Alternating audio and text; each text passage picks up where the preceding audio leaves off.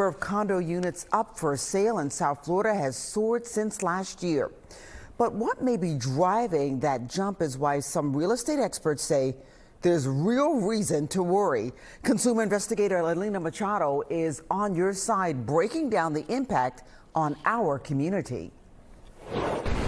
Christy Rojas says she's lived in the same condo unit in Southwest Miami-Dade for about 20 years. She pays over $600 a month in HOA dues and a special assessment, double what she pays for her mortgage. There's always a special assessment. You either pay for it or you sell and leave. But leaving for some may not be as easy. Since the Surfside tragedy, lawmakers in Tallahassee have passed a series of reforms aimed at making buildings safer. Those reforms include requiring that condo associations have enough reserves on hand by the end of this year, a requirement that may lead some associations to impose significant special assessments.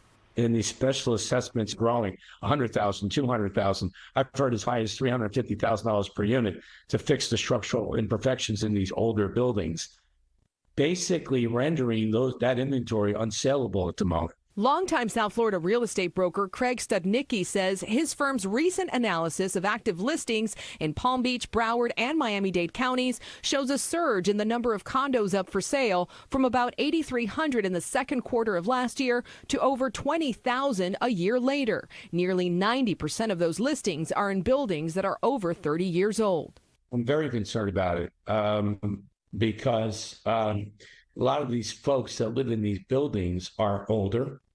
Most are retired. They're on fixed incomes. They do not want to write those checks for special assessments.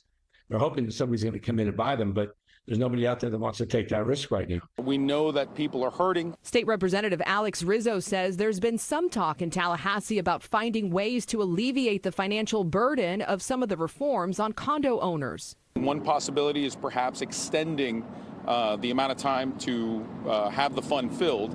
Another one may be perhaps doing a sort of a sliding scale to have that fund filled by the age of the property owner. Good boy.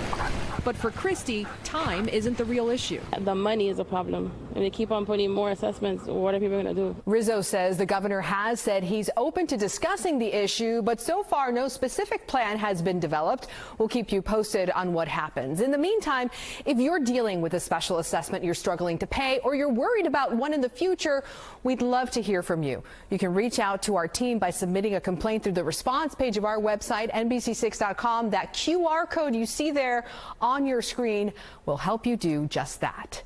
Alina Machado, NBC6 Response.